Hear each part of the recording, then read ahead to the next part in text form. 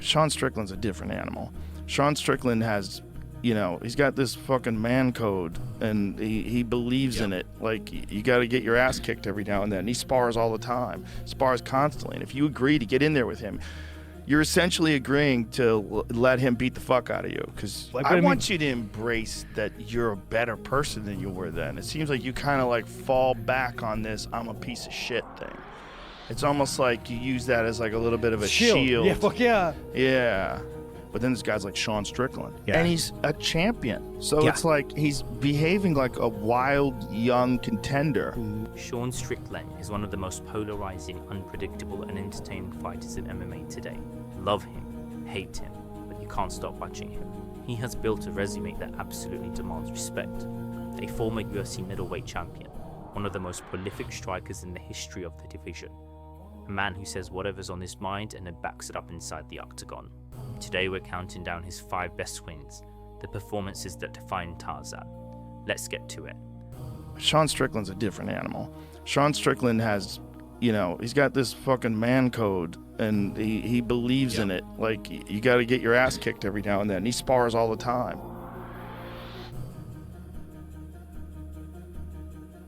Starting at number 5, Anthony Hernandez. Coming into this fight, Hernandez had won 8 fights in a row. 8. He was red hot, he was hungry, and a win over a former champion like Strickland would have put him right in line for a title shot. The whole MMA world was talking about Hernandez going into this one. Strickland didn't care. He came out behind, that signature jab, controlling distance, controlling pace, making Hernandez look like he had no answer to the simplest weapon in boxing. Round after round, the jab was there, stiff, sharp, relentless, and then in round 3, the brutal knee to the body buckled Hernandez, and Strickland swarmed with clean punches until it was over.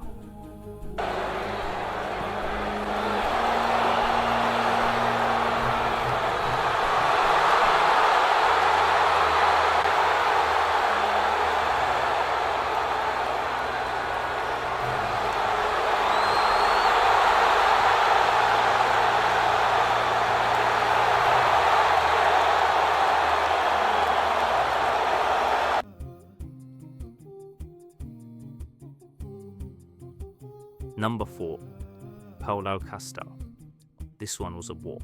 Costa is one of the hardest hitters in the entire middleweight division, a former title challenger, a physical specimen who walks through punishment and throws bombs all night. Going into this fight, Costa was motivated, dangerous, and desperate to prove he still belonged at the elite level.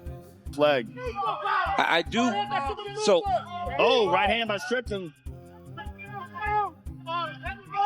Strickland went out and outboxed him for 5 rounds.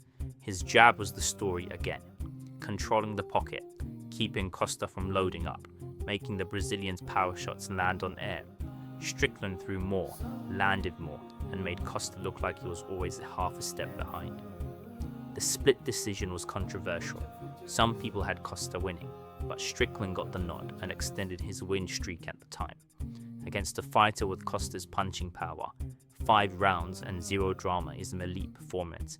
Strickland made it look like a boxing lesson. Oh, big right hand. Oh, there it goes. And a huge combination in response by Strickland. There it is. There it is. Oh, a head kick. Drops Costa late. Oh, and another head kick for Strickland. What a way for the former...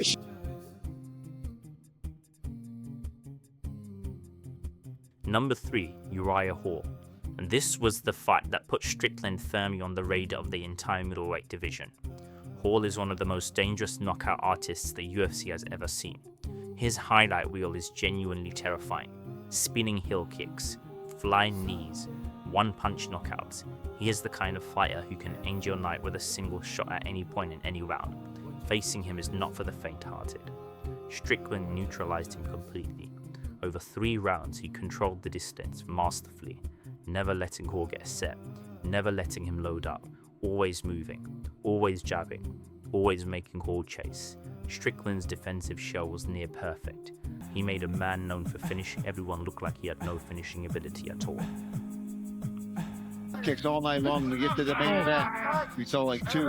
Yeah. Oh, he's sharp from Strickland. He's going to put it on. There's wobbles along the things started to unload.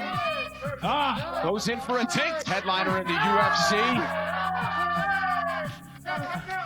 And from start to finish, Sean Strickland just put on a performance that proves that he...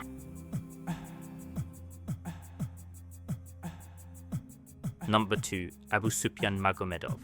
This is one that's really big on the list because of what came after it. Magomedov was a dangerous undefeated contender, tearing through the middleweight division. He was ranked and rising and had the tools to make Strickland uncomfortable. Strickland went out there and stopped him in the second round. A clean, definitive finish that earned him the Performance of the Night bonus. But here's why this win means the most. It was the win that earned him this title shot. Right after this performance, the UFC looked at Strickland and said, "You get Israel Adesanya. You get the pound-for-pound king. You get the biggest fight in the middleweight division." Without this win, the biggest moment of Strickland's career doesn't happen. It was the performance that kept the door open. And that's what was waiting on the other side of that door, which is number 1 on this list. It almost feels like Sean is playing with those food elements. Do it! 45 seconds. Oh, man, what are we waiting for? It's done. It's over. Continuing to hammer away. Beautiful performance. And the number 1 best win of Sean Strickland's career, and honestly one of the biggest upsets in UFC history, Israel Adesanya for the middleweight championship. Let's set the scene straight. Adesanya was a 7-1 betting favourite. 7-1. He was the undisputed king of the middleweight division. He had destroyed almost everyone who stood across from him. Robert Whittaker, Paulo Costa, Marvin Vettori, Jan Blachowicz. He was creative, dangerous, technically flawless. He was one of the best strikers pound for pound on the planet. Strickland walked in and outworked him for 5 rounds.